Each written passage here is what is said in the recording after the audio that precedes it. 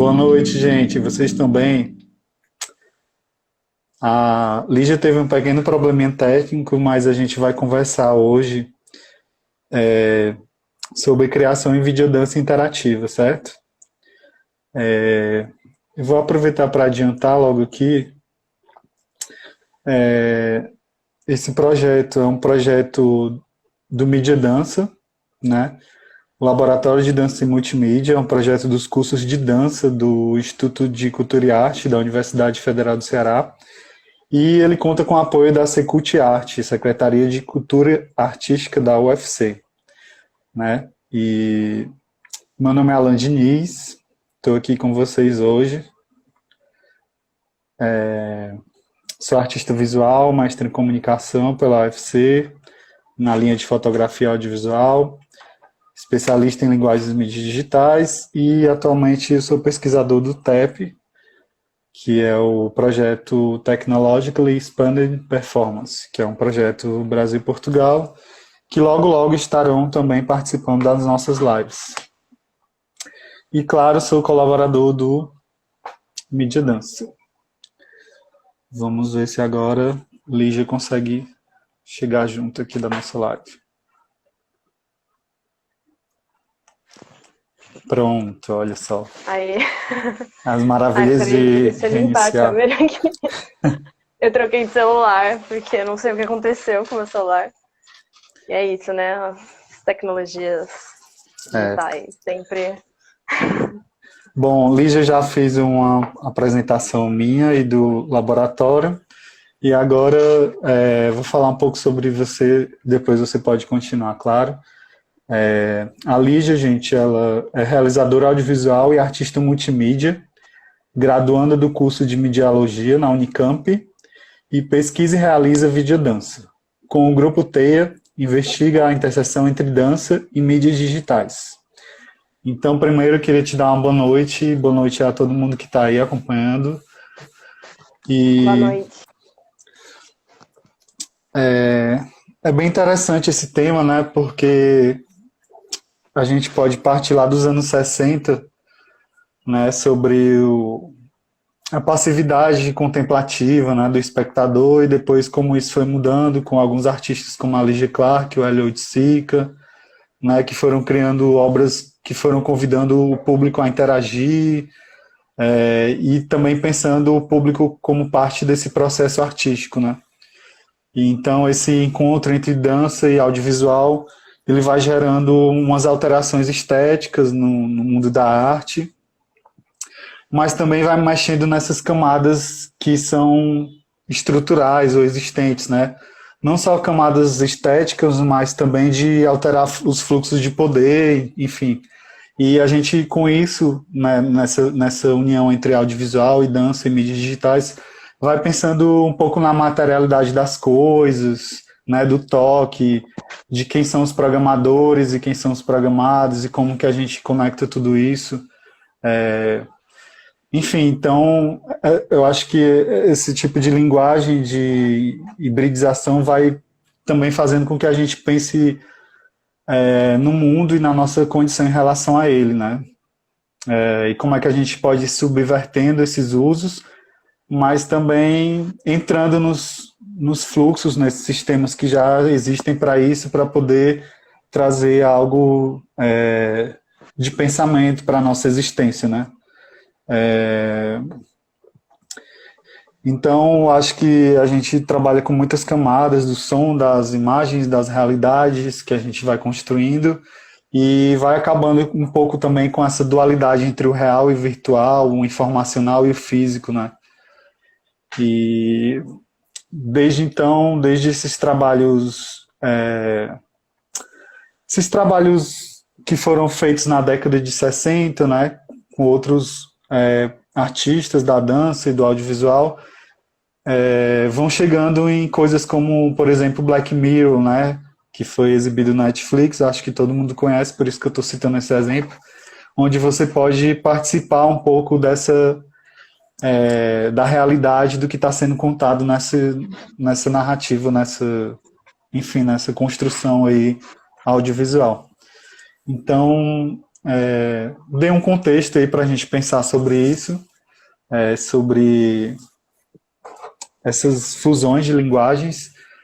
E eu queria perguntar para ti, né, dentro desse contexto que eu acabei falando aqui, como é que foi a trajetória que você foi fazendo para chegar a esse estado entre dança, audiovisual, mídias digitais? Boa noite para todo mundo que está aí. Eu acho que para falar um pouco da minha trajetória, né, para chegar nesse lugar que é um lugar híbrido, né, que mistura algumas linguagens, algumas formas artísticas, eu tenho que falar da graduação em Mediologia, né, da Unicamp, que é a graduação que eu faço. Então, eu entrei em 2015, eu estou no ano de conclusão, e na Mediologia a gente está constantemente pensando tudo isso, assim, pensando as mídias, né? E a gente acaba por ter contato com várias mídias. Então, é um curso que apresenta contato e a gente estuda linguagem, a gente estuda história, a gente também tem um contato prático. E tendo esse contato, eu acho que, para mim, tudo acaba ficando na minha cabeça e eu comecei a sempre querer misturar as coisas, assim, sabe? Sempre querer conectar as mídias e a arte, enfim, e também tem essa questão da gente estar no Instituto de Artes, né, na Unicamp, então a gente tem uma relação muito próxima com os cursos de música, de dança, de teatro, artes visuais, e isso é muito bom, muito positivo, possibilita muitas trocas. Então, eu acho que primeiramente foi aí, assim, essa coisa, né, da mistura de linguagens, e eu acho que, tipo, o curso de Mediologia abre muito nossa cabeça, assim, né, pra conectar as coisas mesmo. E daí, com dança especificamente, eu danço desde pequena, já tive contato com a dança, né? Só que foi uma história, assim, de idas e vindas na minha vida. E depois que eu entrei para a faculdade em 2015, eu parei de dançar, porque eu me mudei de cidade, enfim. Eu dançava danças urbanas, e daí não tinha, naquela época não era tão difundido igual hoje, né? Não tinha muito aqui onde eu moro, enfim. Ou eu não sabia onde procurar também, né? Tinha acabado de mudar de cidade. E daí eu voltei a dançar em 2017, que foi também o ano que eu fui para a França, onde eu fiz um intercâmbio acadêmico. E continuei dançando lá e voltei, acho que muito tocada pela dança, assim, porque eu tive uma experiência muito diferente, que foi uma experiência que no começo eu nem falava francês direito, mas eu fazia as aulas de dança e eu pratiquei, assim, um outro tipo de troca, né, realmente um outro tipo de escuta na dança, porque eu não sabia nem falar a língua direito, eu não entendia tudo que a professora falava, mas eu só ia lá sentindo e praticando isso, assim, né? Eu acho que. Então eu voltei e eu descobri a videodança, assim, quando eu voltei. Não sei dizer exatamente quando, mas eu voltei e daí tiveram alguns workshops, eu tive alguns contatos, assim, né, com videodança especificamente. E eu fiquei muito, muito fascinada, assim, me agradou muito a ideia, porque eu gosto muito de vídeo, de audiovisual, e também de dança. Então era para mim ali um jeito de conectar essas duas coisas. E eu não sei, eu sempre senti que, pelo fato de eu conhecer um pouco das duas linguagens, né, tanto audiovisual quanto da dança, eu encontrei na videodança um lugar muito, muito bom, assim, sabe? Muito que me dava muitas possibilidades, assim, de criação. E foi isso, assim. Então, eu fiz alguns trabalhos com videodança. E daí o TEIA, né, e todo o trabalho dos 10 estudos, ele surgiu quando eu tive que fazer esse projeto, que é um dos projetos de conclusão de curso que a gente faz, que de narrativas digitais, foi orientado pelo César Baio. E eu não sei, eu já estava com isso na cabeça que eu queria fazer alguma coisa com videodança. E com todas as leituras, com todas as coisas que a gente foi exposto, né, durante esse ano de construção desse projeto, tive muitas ideias, assim, e comecei a pensar também para além da videodança em si, como, né, um formato que a gente conhece, como expandir isso, assim, e como usar o que eu sabia, né, sobre as mídias digitais, para criar algo que extrapolasse, assim, que fosse novo, que fosse inventivo. E então, o motivo até pelo qual a gente está conversando, né, é sobre, por conta desse trabalho, né, 10 estudos para uma criação, aí, 10 estudos para interação, Uma criação e videodança interativa. uma videodança interativa. Perdi aqui no meu arquivo. E então, o motivo pelo qual a gente está conversando é esse, né? Eu queria que você falasse um pouco desse trabalho para contextualizar também quem não viu ainda, né? Eu vou mandar o link aqui pelas mensagens, mas daí eu queria que você falasse um pouco sobre esse trabalho para depois a gente entrar realmente no processo, né? Como é que você pensou? Sim. Eu criei um link curto também, que eu acho que é mais fácil para compartilhar, que é bit.ly/10 estudos. É só isso. Bit. Isso. Já enviaram aí nos comentários também. Enfim. Tá, falar sobre o 10 estudos. Então, o 10 estudos para uma videodança interativa foi uma videodança interativa. Esse é o nome que a gente deu, né, os criadores, porque, enfim, não é uma coisa que existisse, que a gente encontrou, assim, né, nas referências. Mas isso surgiu primeiramente, com tudo que já estava me tocando em relação a esse contato, a esse projeto de narrativas digitais que eu estava desenvolvendo, mas também a gente... Então eu fui, na verdade, tipo, eu já estava com várias ideias na cabeça e eu fui falar com pessoas da dança aqui, né, da Unicamp também. Então, 2 amigos meus e dançarines que eu convidei para a gente construir alguma coisa juntos, assim. Então eu tinha algumas ideias, mas também a contribuição e que é a Natália Bezerra e o Murilo Augusto, que junto comigo fizeram parte do grupo Teia, né? Fazem parte do grupo Teia, e a gente criou esse grupo para pensar, né? Dança e mídias digitais. No meio do ano passado, assim, mais ou menos, que ele surgiu. E a gente criou também porque aqui na Unicamp existe um edital que chama Aluno Artista, que contempla alguns projetos de arte, né, para a gente desenvolver eles durante 6 meses, com uma bolsa, com orçamento. É uma iniciativa muito interessante, assim, que é da Pró-Reitoria de Graduação, do SAI, que é o Programa de Serviço e Apoio ao Estudante. E daí a gente escreveu um projeto para esse edital, assim. Então, tudo isso foi também sendo construído em conjunto, assim. Então, a gente não só fez o 10 estudos, mas a gente também começou a pensar outras questões, assim, né, que uniam, né, pensar essa interseção entre dança e mídias digitais. Então, a gente partiu da videodança, que era algo que a gente já tinha contato e que a gente se interessava muito, e foi procurando essas extrapolações, assim. Então, primeiro a gente trabalhou muito com o vídeo vertical, que agora, inclusive, é muito interessante observar, né, nessa nova realidade que a gente está vivendo, tipo, o uso das lives, como o Instagram realmente, e outros, tipo TikTok, outros aplicativos estão, tipo, ganhando muito público, sendo muito usado, e eles todos trazem um vídeo vertical, porque, né, esse formato que a gente tem do celular, porque ele é um telefone, apesar de a gente não usar, quase não usar mais dessa forma, ele tem um formato vertical, né, por uma questão técnica, assim. E então a gente pensou muito vídeo vertical, como criar uma videodança vertical que não fosse só, né, vai ser vertical porque o Instagram é vertical, mas que trouxesse a ideia do corpo também, todas as possibilidades, assim. Então a gente chegou a criar enfim, eu não sei como chamar, assim, essa dança, espetáculo, essa performance, né, acho que é o melhor nome, que a gente chamava de videodança vertical, edição em tempo real. A gente fez ele 3 vezes e a gente usava a live do Instagram para criar uma narrativa em videodança, assim, ao vivo. Isso foi antes então, dessa pandemia ou mais para agora? Foi Antes, no ano né? passado. Eu acho que a gente começou em setembro ou outubro, foi a primeira vez. Eu acho que a gente deve ter feito, assim, em setembro, outubro e dezembro. Foram 3 vezes. Então, a ideia era utilizar o Instagram.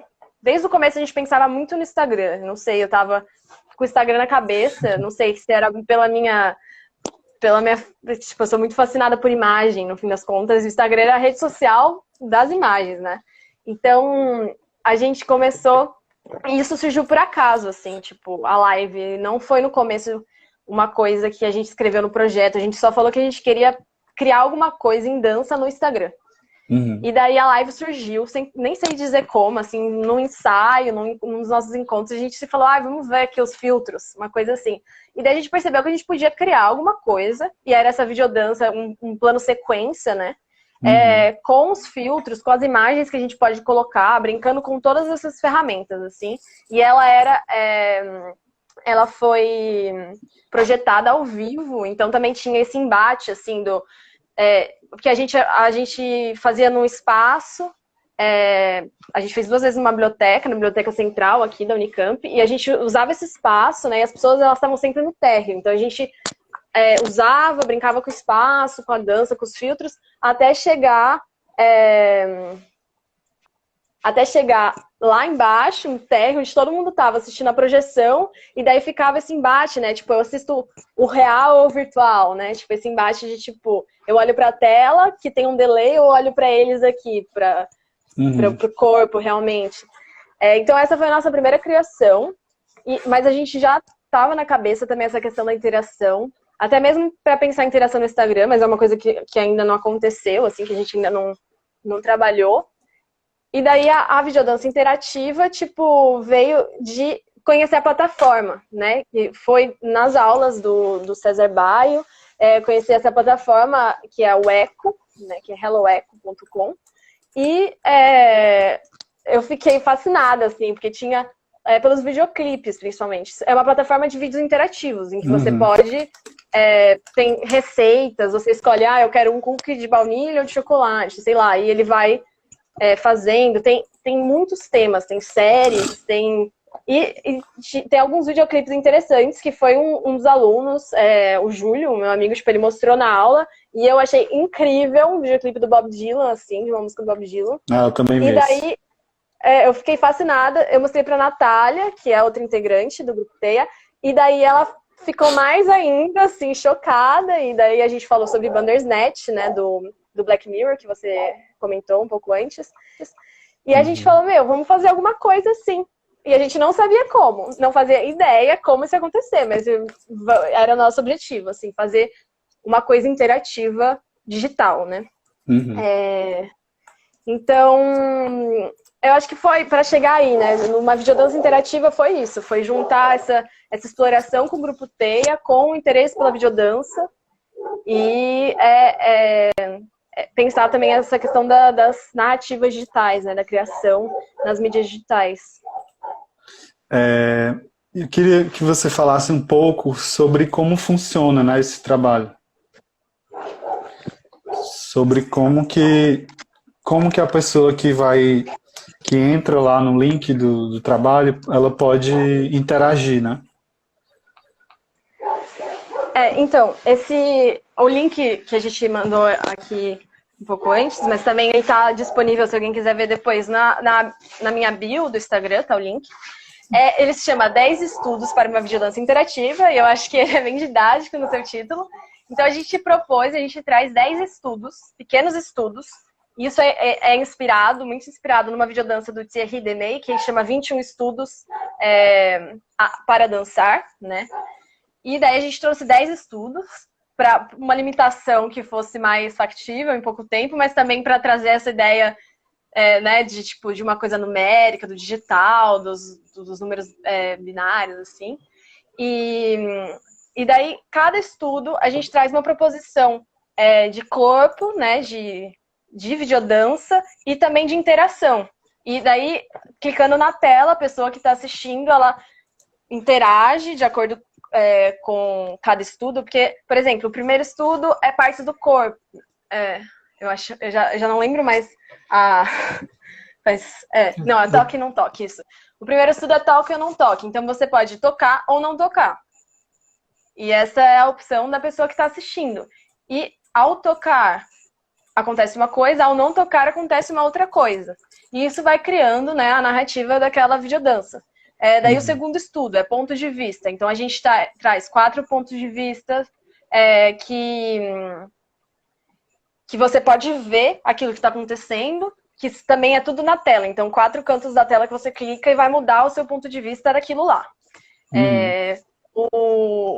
O terceiro, aqui é o parte do corpo, que você escolhe uma parte do corpo, e é uma coisa que lembra muito uma coisa, né, tipo, que a gente tem exercícios, assim, atividades propostas de aulas de dança mesmo, que é você tocar uma parte do corpo que vai ser estimulada e vai levar algum movimento, e isso no digital ali, você escolhe a parte do corpo do bailarino que vai se mexer, né?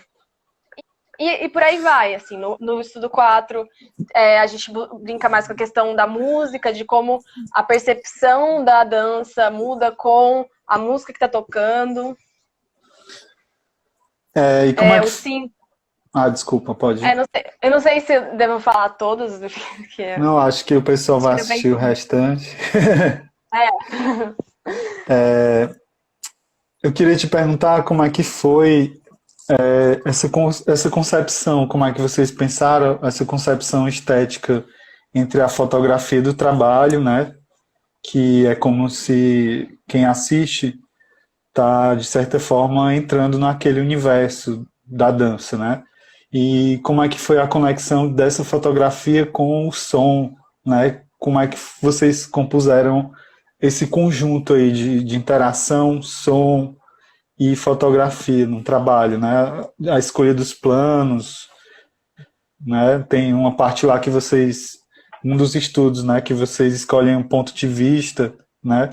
Que a pessoa pode ir escolhendo o ponto de vista, são 3 ou 4, se eu não me engano, e aí a pessoa vai clicando e vendo o trabalho ou aquele universo dançante, né? De certos pontos de vista. Então eu queria que, se você puder falar um pouco sobre a conexão entre essas coisas, né? Fotografia, som e interação. Agora, assim, eu nem sei dizer. Eu acho que, tipo, que veio primeiro, assim, né? Mas eu acho que a questão da interação foi o que a gente pensou primeiro, né? Que interações, porque isso era uma parte bem importante do trabalho, já que a gente se propunha a ser uma videodança interativa, trazer essa questão, né, participativa. Então a gente pensou muito que interações seriam possíveis, assim. A gente fez uma lista de interações possíveis, de coisas, de ideias, e muito inspirada também em videodanças, que não são interativas, mas que já trazem questões, né, tipo, que pensam o audiovisual com a dança juntos, e daí a gente tentou pensar, partir daí para pensar interações. Partir também de proposições de corpo que a gente tem né, no real, assim, que são, enfim, didáticas, assim, que existem. E então a gente pensou primeiro nessa interação, para depois pensar como trazer isso também com a imagem, né? Então foi primeiro assim, interação e imagem, depois entrou a Verônica, DJ Veroniquete, que é também aluna da Unicamp, mas que é da engenharia elétrica, e ela entrou de cabeça também com essa questão do som, e foi muito legal, porque a gente tinha a gente pensava em algumas coisas, mas e a gente apontou algumas coisas, e ela trouxe também propostas, assim, muito legais, muito congruentes, e daí isso também foi uma parte do processo, né, que é importante, porque juntos a gente começou a pensar que música, que sons, né, que parte da trilha tinha que vir primeiro, quais estudos tinha que ter uma trilha pronta antes da filmagem e que partes da trilha poderia ser adicionada depois, assim. E a gente foi construindo isso juntos, e isso foi essencial também, né, pra gente não se perder, assim, no processo, porque é um processo minucioso, assim, porque tem que pensar em muitas coisas, né, tem que na interação, na videodança, na questão técnica também da plataforma. Então a gente fez na própria plataforma Eco, que é a plataforma que eu descobri, né, que me deixou fascinada, pela interação, né, pelo vídeo interativo. Então, na própria plataforma, eles têm um espaço gratuito para a gente criar vídeos interativos, e ele é muito intuitivo, assim, então a gente estudou um pouco ela, e também tinha essa questão da plataforma, né, de entender como a plataforma funciona. Então, apesar também de conhecer essa plataforma e de partir dela, a gente se questionou um pouco, pediu ajuda também para, enfim, pessoas que trabalham com computação para pensar se seria realmente o melhor jeito de fazer. E a gente achou que seria, né? Porque a gente queria agarrar essa plataforma, assim. Então, tinha várias variáveis, a gente teve que juntar tudo, então foi um processo também muito organizado para que desse certo. Queria te perguntar como é que é para organizar, né? Porque são vídeos e sons e as pessoas têm que interagir. Eu lembro que quando eu assisti lá o Black Mirror, eu assisti mais de 20 vezes para poder conhecer como é que foi a árvore que eles fizeram, né? A teia de decisões.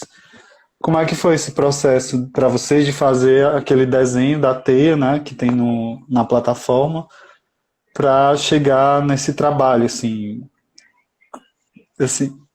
como foi conectar nessas coisas? Agora a gente, às vezes a ideia do vídeo surge a partir da teia de decisões lá que tem na plataforma, né? Como é que foi esse processo para vocês? Então, a gente partiu bastante de entender como a plataforma funcionava e as possibilidades que ela dava de interação. Então, basicamente, no Echo tem duas possibilidades de interação, que é o vídeo em nódulos, assim, que é um vídeo, daí você tem uma opção, uma ou mais, eu não lembro o máximo de opções, mas, por exemplo, você pode ter 2, 3, 4, 5 opções, e cada opção que você clicar, isso vai para cá. Então, se você tem uma opção, daí você veio para essa, daí depois você tem outras coisas que podem sair, por aí vai, né? Que cria realmente essa teia. E a outra possibilidade é o vídeo paralelo, que chama. Então, são vídeos que estão... a primeira possibilidade são vídeos recortados, assim, né? Então, não tem como você voltar para o anterior, assim. E o paralelo são vários vídeos que estão acontecendo ao mesmo tempo, né? As linhas do tempo dele estão rolando no vídeo, e daí você pode alternar de um para o outro a hora que você quiser. Então, cada tipo de interação dá possibilidades diferentes, né? De criação e de pensar a videodança aí dentro disso. Então, a gente partiu muito de estudar as possibilidades para depois ver o que cada tipo de interação, né, dava como potência criativa, assim. E qual foi a maior dificuldade, assim, que vocês encontraram na feitura desse trabalho com a plataforma e pensar sobre ele?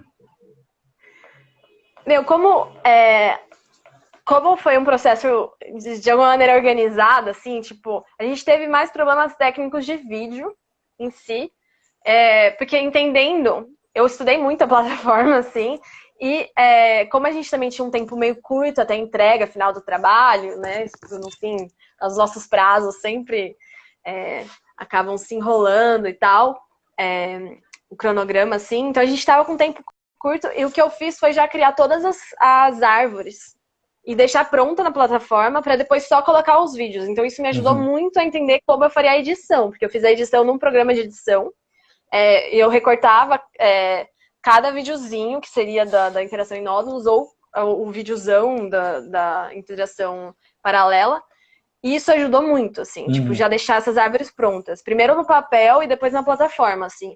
E também essa parte de construção das árvores foi um quebra-cabeça, assim, de pensar, né, como gravar, quantos segundos antes. Então foi essencial fazer isso. Isso eu fiz antes até mesmo de gravar, porque para saber, tipo, se sair daqui, vai para cá. Então, pensar todas as imagens que a gente precisava fazer, porque se a gente esquecesse, teria que ou simular o mesmo contexto, o mesmo lugar, o mesmo figurino, tudo, a mesma luz, né, pra não ficar estranho, ou ia ter que desistir do vídeo, assim. Então, foi muito organizado nesse sentido de desenhar as árvores.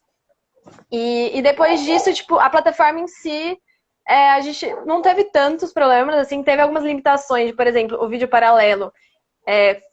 A versão gratuita, né? Como é gratuita a plataforma, você pode colocar até quatro vídeos ao mesmo tempo. A gente tinha ideia de colocar mais em alguns, e depois a gente percebeu que não dava. Às vezes dava alguns bugs, tipo, técnicos, que não dava pra entender porque tinha que refazer tudo. Mas isso foi tranquilo, assim. A gente teve mais problemas técnicos no sentido de, tipo, perder gravações. Tipo, a gravação torrou no sol. A gente descobriu que a gente deixou a câmera dentro do carro quando foi almoçar, e daí o cartão de memória, tipo, sumiu tudo. Teve mais nesse sentido, assim, mas da tecnologia, da interatividade em si, foi até que tranquilo, assim. Foi bem estudado, né? Porque, de certa forma, também essas limitações aí, elas nos ajudam, né, como artistas, no processo criativo, né? Como é que tu vê essa questão dessas limitações no sentido de poder posso usar 4 vídeos nessa narrativa paralela, né?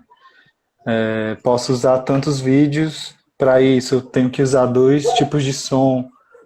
Como é que tu vê esse processo de limitação no processo criativo?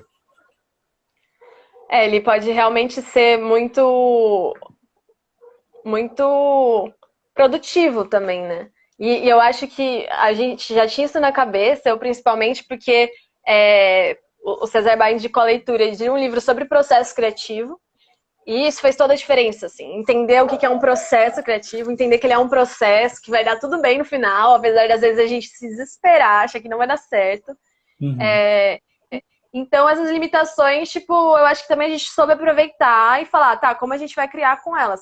Porque até questões de design, assim, tipo, o pontilhadinho da interação você tem que colocar pelo próprio eco, tipo, tem muitas coisas que a plataforma que dá. Então, a gente, tipo, estudou essas limitações também para criar, né? E eu acho que, tipo, essa é a chave, né? Entender que a limitação, ela tem um potencial, assim, então de agarrar isso para criar dentro do possível mesmo. Sim. E vocês pretendem continuar com essa pesquisa ou fazer um outro trabalho, ou, enfim, continuar esses estudos, né, para essa dança interativa? Nesse momento agora é um momento muito confuso, sim, mas o trabalho do TEI a gente pretendia continuar de alguma forma, né, para além desses estudos, assim, e a questão dos estudos em si, eu acho que a ideia mais seria, tipo, divulgar, né, tipo, fazer ele circular de outras formas, a ideia era mais essa do que produzir mais coisas, né, então, tipo, por exemplo, a gente teve uma experiência que foi do próprio programa, né, que a gente foi contemplado do programa Aluno Artista, que a gente teve que apresentar, a gente teve que fazer várias apresentações, mas nesse ano, nas breves semanas de aula que a gente apresentou o 10 estudos como uma forma de instalação. E isso foi muito interessante, assim, eu acho que esse é o que a gente visa agora com esse projeto, né, com essa obra, trazer ela realmente, tipo, ela existe no meio digital, ela funciona, mas também como a gente pode pensar ela para as pessoas, né, uma instalação, as pessoas interagirem num ambiente físico, assim. E daí foi muito legal, assim, esse teste foi de pensar um projetor projetando a videodança e um lugar em que você podia interagir, então ia uma pessoa por vez, às vezes a pessoa ficava quase o vídeo inteiro, às vezes ela fazia só um estudo e saía, entrava outra pessoa, e era muito interessante essa questão de, tipo, algumas pessoas interagindo e algumas pessoas só assistindo, assim. Então, eu acho que é mais nesse sentido, assim, né, desse projeto específico, coisas que a gente imagina é mais de agora extrapolar também esse ambiente digital e trazer de volta, né, pro físico, de como a gente pode criar uma instalação, trazer isso para os espaços públicos. Eu tenho já uma pergunta sobre isso, mas eu vou fazer ela depois. Eu queria perguntar para ti sobre como é que foi a reação das pessoas, se vocês puderam conversar com pessoas que participaram do trabalho, interagiram, né? O que elas acharam assim, da experiência de ter esse vídeo, né? Esse tipo de trabalho que pode ser mais, inclusive, populado aqui para os próximos anos, já que a gente está numa época de uma pandemia, né? Foi muito interessante. Tipo, eu tava um pouco animada, assim, ansiosa pra de fato ter essa possibilidade de colocar ele no ambiente físico pra ver exatamente como seria a reação das pessoas, porque é muito legal a interação e tudo que ela traz, né? A questão da participação, mas a gente não vê o que as pessoas estão fazendo. Tipo, né? A gente não sabe como elas interagem. E a gente foi descobrindo também com as pessoas próximas, tipo, principalmente algumas pessoas mais velhas que às vezes não entendiam que tinha que tocar. Isso então a gente foi descobrindo coisas que a gente precisava, tipo, consertar, assim, né? Tipo, trazer de um outro jeito para a interação ficar mais clara, mas tipo, teve mãe de alguém que não entendeu que era para clicar e ficou só assistindo, assim, o vídeo inteiro. E isso é muito interessante também, porque também se cria uma narrativa e também, mesmo sem a pessoa saber, isso foi uma escolha, né? Ela não clicou em nada e isso cria uma videodança lá, que é Uma diferente de possibilidade. qualquer outra. Então, a gente ouvia essas histórias que contavam, mas a gente não via ninguém interagindo, né? Como as pessoas, se elas entendiam o que era para fazer, como que era. Então, isso foi muito interessante e teve um retorno muito positivo, assim, as pessoas gostaram muito e foi muito legal também, porque para além da questão da obra interativa, a gente trouxe a videodança também, né? Não é uma coisa tão comum, assim, não é todo mundo que consome videodança que conhece, né? Então, as pessoas acharam muito legal e só ficaram tipo, nossa, deve ter dado muito trabalho. Isso é uma coisa que choca também, né? Que a pessoa fica mais deslumbrada ainda por pensar o trabalho que deu, assim, né? Nessa questão do digital. Então, fala, nossa, deu muito trabalho isso aqui, gente, parabéns, nossa, como, gente, vocês gravaram várias vezes, sabe? Ficava pensando essas coisas, assim. E eu queria te perguntar se vocês têm acesso a isso, mas suponho eu que o maior número de acessos a esse trabalho até agora foi pelos smartphones, né? Ou foi por computadores? Vocês têm acesso a esses números, não? Eu acho que não. Tipo, tem alguns acessos de outros dados, assim, mas se foi acessado de smartphone ou o computador, não sabemos. Só que eu imagino que foi do smartphone, assim. A gente fez pensando nisso também, né? De clicar com o dedo, né? Dessa questão da tela. E daí também era uma ideia dos próprios espectadores estarem também, mesmo que de uma forma mínima, mexendo, né? Tipo, se movimentando, criando ativamente com o próprio corpo também, né? Ao clicar nas opções, assim. Eu fiquei imaginando, por exemplo. Ah, desculpa, você ia continuar? Não. Eu fiquei imaginando, por exemplo, esse trabalho, porque a gente falou agora no começo, né, sobre a década de 60 e os espectadores, o público que estava numa postura mais de observação e não de participação no processo ou estar dentro do trabalho, né? Eu fiquei pensando no nosso futuro, assim, né? Um tipo de trabalho como esse, imagina que a pessoa que está participando, ela pode também interagir, mas ela pode entrar dentro desse espaço virtual, simulado, e dançar, né, com os bailarinos. E aí eu fiquei pensando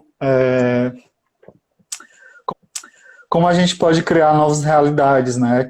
Que cenários a gente pode ver para esse futuro que está chegando com programação, né? Uma realidade, um contexto em que há programados e programadores, como diz o Willem Flusser, né, que também é um autor que o César Baio cita nos trabalhos dele, que é o teu orientador. E eu fiquei pensando nessa questão, assim, que futuros a gente vê, inclusive para esse momento, porque o número de pessoas produzindo trabalhos e pensando dança e vídeo e como isso vai mudar as coisas também depois que provavelmente essa pandemia vai passar com, sei lá, um ano ou dois, como que isso muda a perspectiva e como é que tu vê ou imagina o teu trabalho dentro de uma perspectiva de uma realidade simulada, sabe? É interessante, mas eu nunca fiquei pensando muito sobre isso, assim. Mas eu acho que primeiro tem essa questão, enfim, do momento que a gente está passando agora, né? Dessa questão da pandemia, do distanciamento. E é muito interessante ver como a gente se apegou cada vez mais às mídias digitais, né? Assim, e principalmente ao smartphone, né? Esse aparelho que está com a gente em todo momento. É, e eu vi que muitas pessoas começaram a pensar mais nisso, né? Na criação nesse meio, né? No digital. Juntar arte e tecnologia digital. E isso é muito interessante, assim. Eu acho que tem uma imensas possibilidades. Dá para pensar muita coisa ainda. Eu acho que isso já vem há muito tempo sendo pensado, já existem muitas criações nesses meios, só que sempre dá pra gente ir além, né? E daí é isso, assim, eu acho que eu vejo isso como uma grande possibilidade, e daí eu acho que eu penso mais em limitações que isso traz, assim, em questões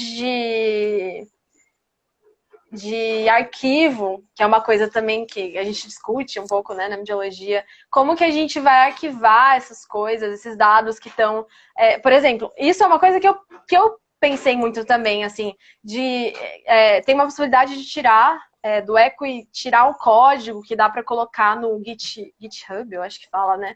Uhum. E porque o nosso trabalho tá aí numa plataforma que é privada, né? Que, enfim, pertence a uma empresa e a arte ela existe aí, assim. Isso é uma coisa que me faz pensar e que me preocupa um pouco como a gente vai criar esses arquivos, né? Como a gente vai acessar daqui a 10 anos e também nesse contexto de que a tecnologia muda e isso acontece, né? Tipo, muitos trabalhos que foram feitos aí no fim dos anos 90, em computadores, em linguagens de programação que nem existem mais, eles trazem esse desafio também, né? De como manter essas obras vivas, como que a gente pode continuar tendo acesso. Então traz muitas questões políticas aí nessa ideia, né, de arte e tecnologia digital.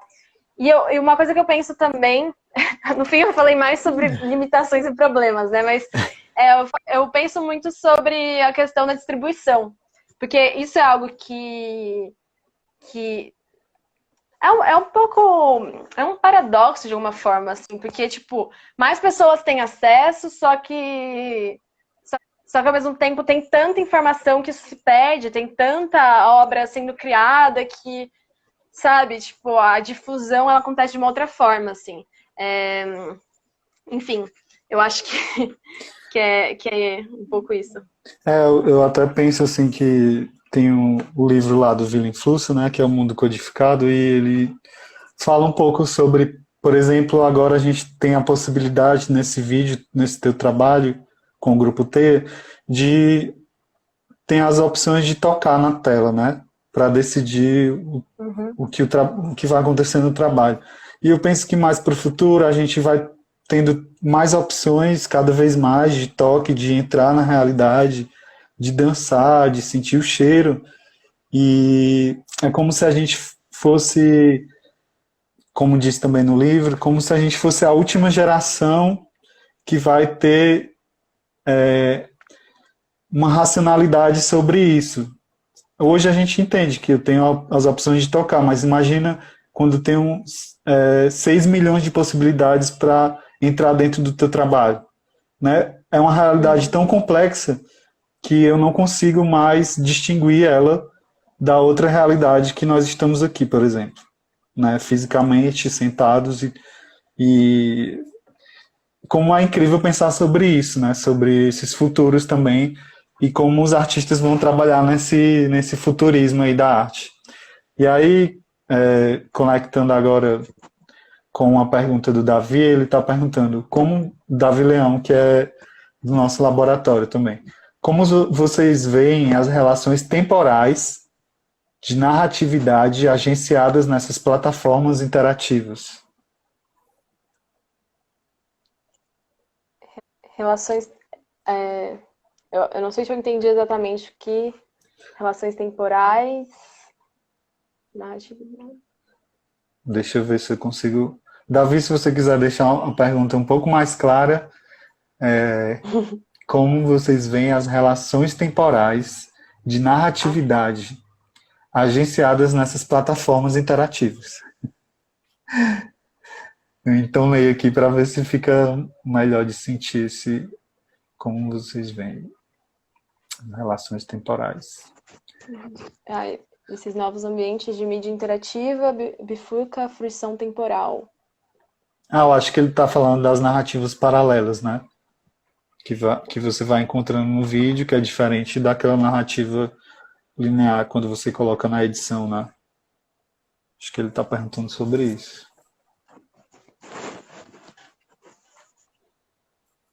Estou pensando aqui sobre questões da temporalidade. Eu não entendi exatamente, enfim, exatamente o que é essa questão do tempo, se é tipo como a gente percebe o tempo, ou a questão da gente poder. Edições paralelas, tá. Então, como vocês veem as relações temporais da atividade agenciada? Ele está falando das edições paralelas mesmo. Sim. É muito realmente muito louco, assim, complexo pensar sobre essas coisas, né? Porque para mim ainda eu ainda tipo eu consigo entender, mas aí é uma questão também da própria noção da linguagem, que aquilo, né, como aqueles tempos existem ao mesmo momento, né? Tipo, como essas ideias, tipo, os vídeos estão acontecendo ao mesmo tempo, você pode pular de um lugar para outro. Mas eu não sei exatamente o que eu acho, assim, como eu vejo essa relação. Tudo bem. Como isso altera. Se alguém tiver mais uma pergunta, a gente vai encerrar a live agora. E vamos encerrar em 9 minutos. Acho que é 1 hora o tempo, né? Tô contando aqui o tempo. Tá aí ainda? Eu não sei. Acho que eu não sei porque travou o meu vídeo. Tá me ouvindo aí? Tô ouvindo, mas não tô te vendo. Mas se todo mundo tiver te ouvindo ainda, a gente continua para encerrar. A gente tem cerca de 8 minutos. Eu parei bem na pose da reflexão. Então aproveita ela.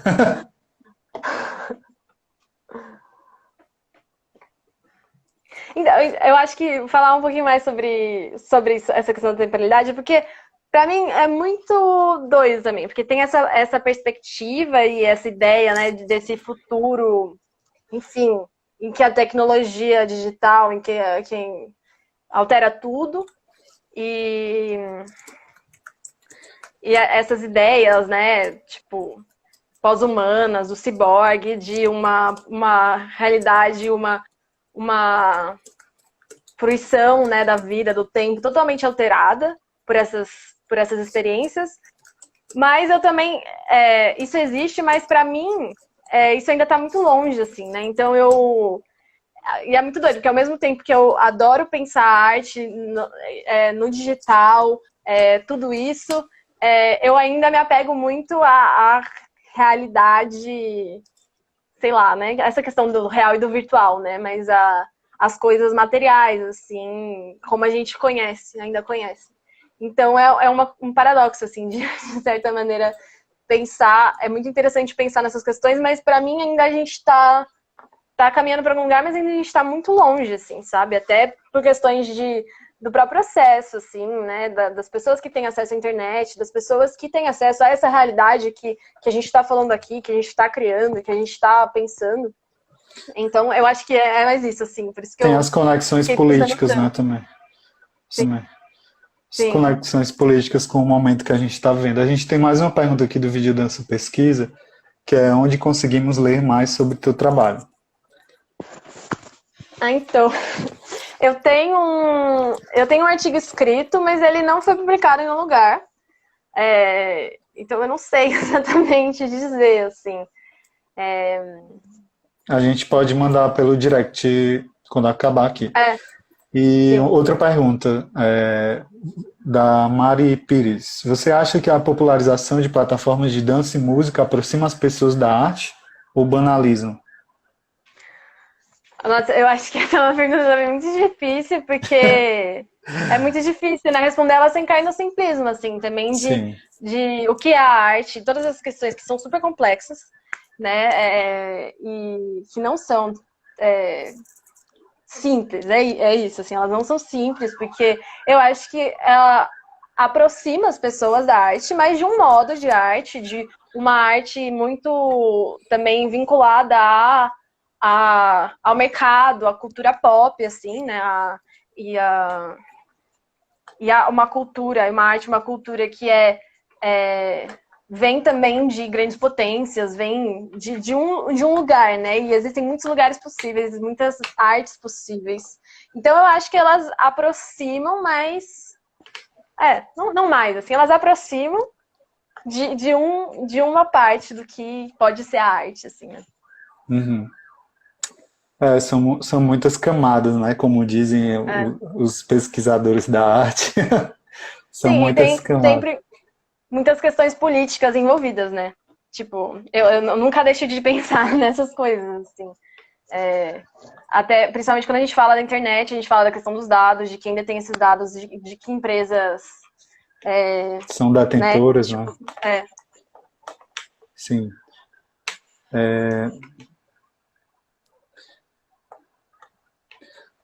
É isso, assim, eu coloco também essa questão de como vai ser o nosso futuro a partir de agora. A gente vai já encerrar a live, porque é 1 hora de live. Se alguém tiver mais uma pergunta, qualquer coisa também, a gente pode continuar a conversa por mensagem, depois pelos perfis aqui do Mídia Dança, ou da própria Lígia, e a gente continua também fruindo essa conversa por outras possibilidades, né? Ela tá tem a Pose LP, está perguntando qual é o nome do livro sobre processos criativos que você comentou, que foi super importante. peraí. Eu vou. Sally Cecília, será o nome dela? Agora eu vou pesquisar aqui rapidão. E qualquer coisa a gente manda também no direct, viu, gente? Tudo que não couber aqui na live a gente manda depois também. Aqui. Só Ele chama Gesto Inacabado, Processo de Criação Artística. É da Cecília Almeida Salles.